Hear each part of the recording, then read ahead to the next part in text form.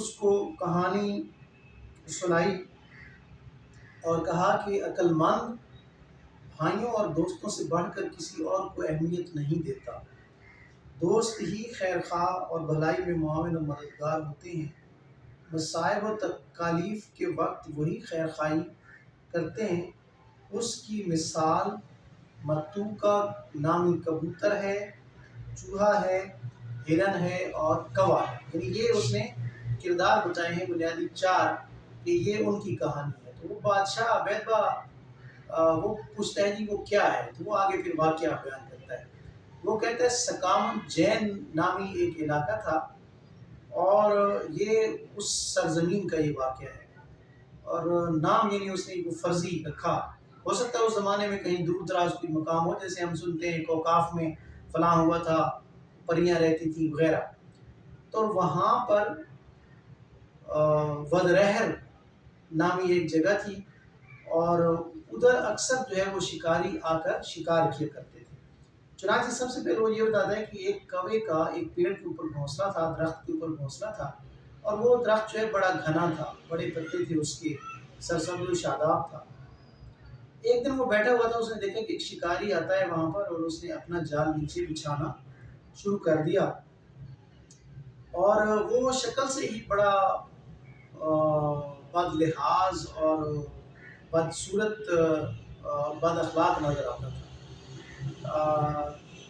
ایک چیز میں آپ کو بتا دوں کہ جو ظلم کرنے والے لوگ ہوتے ہیں، اگر آپ کے اندر یہ اہلیت ہے تو جس طرح مسکین کا چہرہ جو ہے وہ سب کے سامنے ہوتا ہے، پہچانا جاتا ہے، اسی طرح ظالم بھی پہچانے جاتے ہیں۔ چنانچہ وہ بتاتا ہے کہ یہ شکل سے ہی ظالم لگتا تھا۔ اس نے اگر جب جال بچھانا شروع کیا تو کوا گھبرا گیا کہ یہ نہ ہو کہ میرے لیے یہ بچھا رہا ہوں۔ پھر اس نے اس کے اندر دانے ڈالے، اتنی دیر میں کیا دیکھتا ہے کہ ایک کبوتروں کا غول جو تھا وہ وہاں پہ آیا، اور اس نے دیکھا کہ یہاں پہ دانے پڑے ہوئے ہیں، اور ظاہر ہے کہ جب اوپر سے وہ دیکھتے ہیں تو جال اتنا پتلا ہوتا ہے اور اتنا باریک اس کے دھاگے ہوتے ہیں کہ وہ پرندہ جو ہے اس کو نہیں دیکھ سکتا۔ شکاری جال پھیلا کے وہ خود چھپ گیا، چنانچہ وہ جو کبوتر تھے وہ سارے کے سارے اس کے اندر پھنس گئے، جال کے اندر۔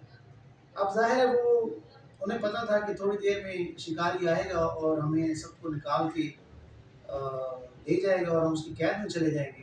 چنانچہ جو متوقع تھا اس نے انہیں ایک وہ چونکہ دانا بھی تھا تو وہ اسے کہتا ہے کہ بھئی آپ اس طرح کرو کہ سارے پھڑپھڑاؤ اور پر ایک ہی اس میں اڑان میں ہم اس کو جال کو اوپر لے جاتے ہیں، پھر فیصلہ کرتے ہیں کہ کیا کرنا چاہیے۔ چنانچہ وہ یکمشت جو ہے وہ سارے کے سارے اڑے اور جال سمیت وہ ہوا میں چلے گئے۔ اب جناب یہ دیکھ رہا تھا نیچے شکاری، جب وہ آنے لگا تو اس نے دیکھا کہ کبوتر تو اڑ پڑے ہیں، چنانچہ وہ ان کے پیچھے پیچھے چلتا رہا جہاں جہاں وہ جا رہے تھے۔ تو متوقع نے دیکھا کہ بھئی شکاری تو ہمارے ساتھ ساتھ چل رہا ہے، تو اس نے مشورہ دیا کہ ہمیں ایسا کرنا چاہیے کہ ہم آبادی کی طرف جائیں، کیونکہ آبادی کی طرف جب جائیں گے تو یہ پیچھے رہ جائے گا اور عمارتوں کی وجہ سے ہم اس کی آنکھ سے اوجھل ہو جائیں گے، یا اسے گلیاں وغیرہ ڈھونڈنے میں تھوڑا وقت لگے گا، اس دوران جو ہے وہ ہم اس سے چھپ جائیں گے۔ چنانچہ وہ ایسا ہی کرتے ہیں، اور اس دوران انہیں اسے خیال آتا ہے کہ میرا ایک دوست تھا چوہا، وہ ایک جگہ پہ رہتا تھا، اس کا بل تھا، وہ آبادی کے قریب، وہ وہاں جا کے اترتے ہیں، اور اس دوران جو ہے وہ کوا بھی پیچھے اڑان بھرتا ہے اور دیکھتا ہے کہ میں دیکھوں کہ کبوتروں کا کیا بنا، یہ شکاری کیا کر رہا ہے۔ چنانچہ وہاں پر وہ آ کے زمین پہ جب بیٹھتے ہیں جال سمیت تو وہ آواز دیتا ہے، وہاں پہ جو چوہا ہوتا ہے وہ چوہا اس کا نام ہوتا ہے زیرک، اس کا قریبی بل ہوتا ہے، تو وہ زیرک جو ہے اس کو آواز سے پکارتا ہے، نام سے پکارتا ہے۔ چنانچہ وہ پہلے تو دیکھتا ہے کہ کون ہے جو مجھے آوازیں دے رہے ہیں، پھر باہر آتا ہے، وہ کہتا ہے میں تمہارا دوست متوقع ہوں اور ہم مصیبت میں پڑے ہوئے ہیں، ہماری مدد کرو۔ چنانچہ وہ جال کو وہاں سے کاٹنا شروع کرتا ہے جہاں پہ متوقع ہوتا ہے، تو متوقع اسے کہتا ہے کہ یہ جال تم ادھر سے نہ کاٹو، پہلے دوسرے کبوتروں کو نکالو، اس لیے کہ تم اگر میں نکل گیا تو اس کے بعد تم تھک گئے تو تم جال کاٹنا چھوڑ دو گے، اور اگر میں جال کے اندر رہا تو تم ہمت نہیں ہارو گے جب تک کہ میں نہ نکل جاؤں، اور میں سب سے آخر میں نکلوں گا۔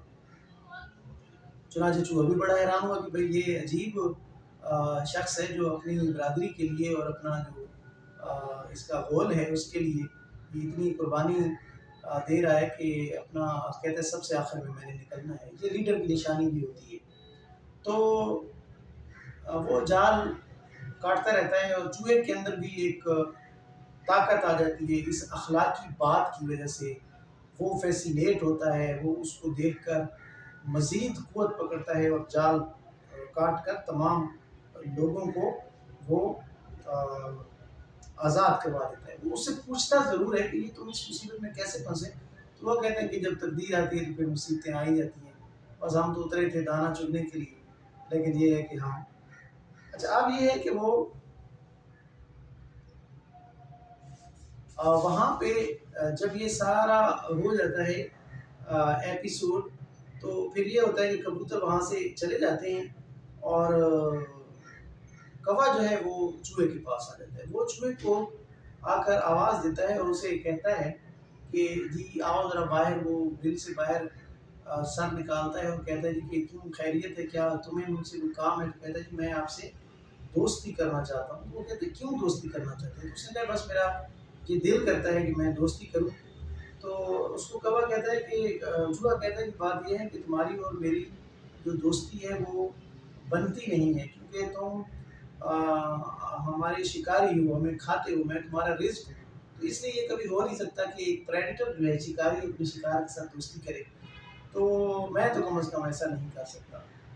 वो कहते हैं कि नहीं, असल में ये है कि बात ये है कि कोई मुझे तो बेशक तुम मेरी ग़िज़ा हो लेकिन मैं तुम्हें नहीं खाऊँगा। मेरी असल में वजह ये है तुम्हारी तरफ झुकाव की कि मैंने ये जो कबूतरों के साथ तुमने मामला किया है, मैं तो इस पे हैरान हूँ कि तुम जो है वो इतने ज़्यादा बहादुर हो और इस तरीके से तुमने उनकी मदद की और इतने मुखलिस दोस्त हो कि तुमने इतने सारे कबूतरों को मुश्किल से बचाया। तो मैं तभी चाहता हूँ कि मेरा भी ऐसा दोस्त हो जो मुखलिस हो और तुम मुझे मुखलिस नज़र आते हो। चुनांचे वो ये वजह है कि मैं उनसियत जो है ना आपसे मुझे हो गई है।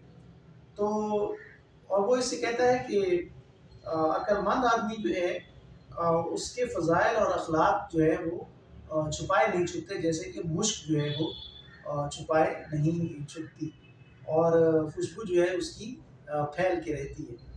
तो चूहे ने कहा कि सख्त दुश्मनी अपने से गालिब शख्स की दुश्मनी होती है, चूँकि दुश्मनी दो तरह की होती है। एक तो हमसरों की दुश्मनी होती है, जैसे हाथी और शेर की दुश्मनी है, दोनों बराबर की क़ुव्वतें हैं। और एक दुश्मनी होती है जो बहुत ज़्यादा ताकतवर होता है, एक बहुत ज़्यादा कमज़ोर होता है। तो लिहाजा उनकी आपस में जो दुश्मनी है वो यकतरफ़ा वो भी दुश्मनी होती है, यानी वो टक्कर की दुश्मनी नहीं होती, बल्कि एक जो फ़रीक होता है वो बहुत कमज़ोर होता है।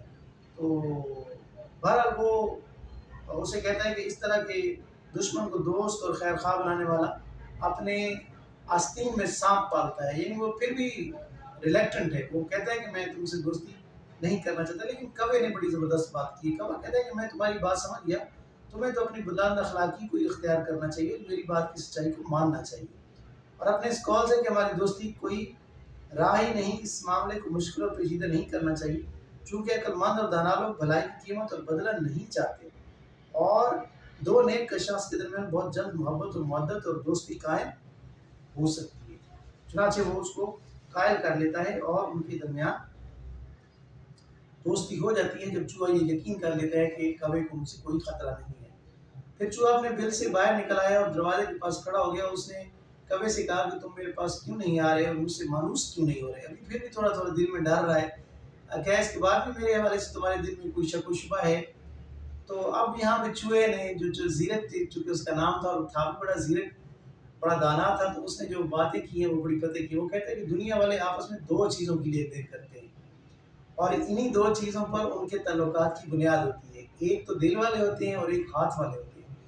जो हाथ वाले होते हैं वो एक दूसरे का नफ़ा और नुकसान देख के मामलात करते हैं और जो दिल वाले होते हैं वो नफ़ा और नुकसान को नहीं देखते, वो सिर्फ़ और सिर्फ़ जो है वो दोस्ती निभाते हैं, वो खुलूस का इज़हार करते हैं।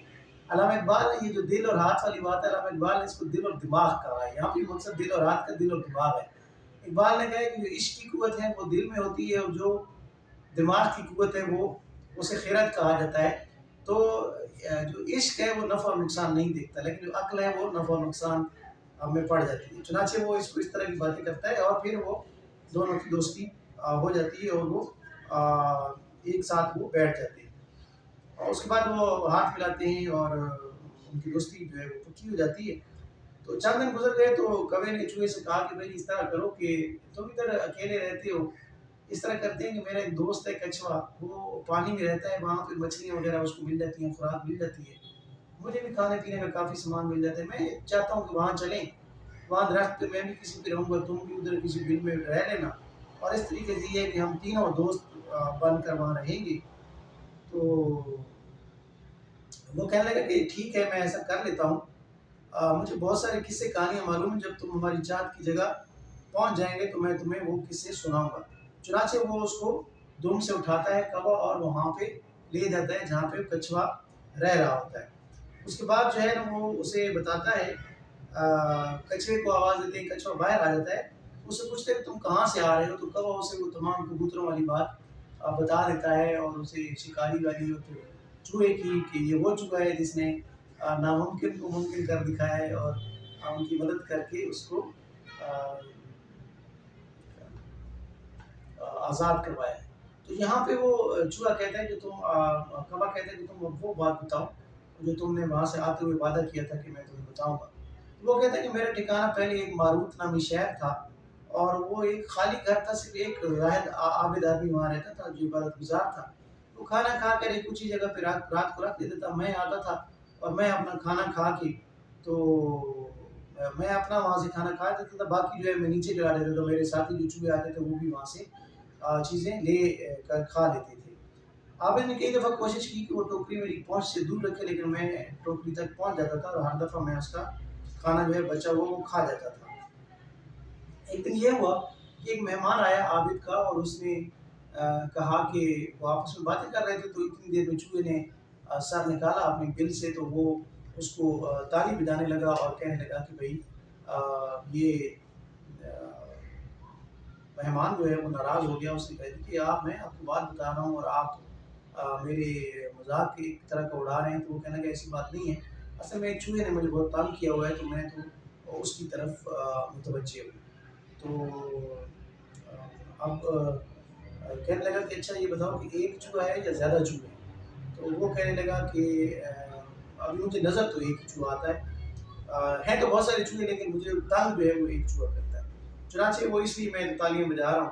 وہ کہتے ہیں تم اس سے پریشان نہ ہو، میں کوئی تدبیر تمہیں بتاتا ہوں۔ وہ کہتا ہے کہ میں ایک جگہ مہمان ہوا کہیں اور وہ مہمان اب کہانی سنانے لگا، تو کہتے ہیں وہاں پہ بھی ایک آدمی جو ہے وہ رات کو جو ہے آخری حصے میں اس نے یہ کہا کہ تم جو ہے وہ کھانا پکاؤ، کل میرے مہمان آ رہے ہیں۔ تو وہ بیوی کہنے لگی گھر میں تو کچھ ہے نہیں، تو تم نے مہمانوں کو دعوت دے دی۔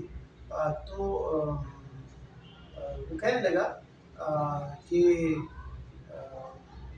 بات یہ ہے کہ جو کچھ ہم نے کھا لیا یا خرچ کر لیا اس پر افسوس نہ کرو، چونکہ جمع کرنے والے اور اکٹھا مال و دولت کرنے والے وہ کبھی بھی صحیح انجام کو نہیں پہنچتے۔ تو عورت نے کہا کہ یہ کیسے ہوا؟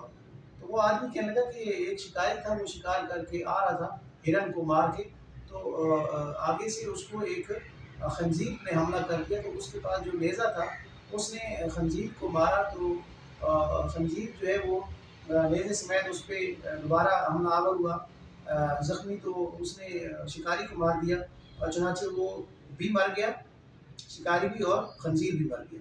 تو اس کے بعد ایک بھیڑیا نے دیکھا کہ یہ ہرن مرا ہوا پڑا ہے، تو اس نے دیکھا کہ یہ 3 شکار اب میرے ہو گئے، میں اب بندے کو بھی کھاؤں گا، خنزیر کو بھی کھاؤں گا اور ہرن کو بھی کھاؤں گا۔ چنانچہ وہ کہتے ہیں کہ پہلے میں اس میں سے تیر نکالتا ہوں۔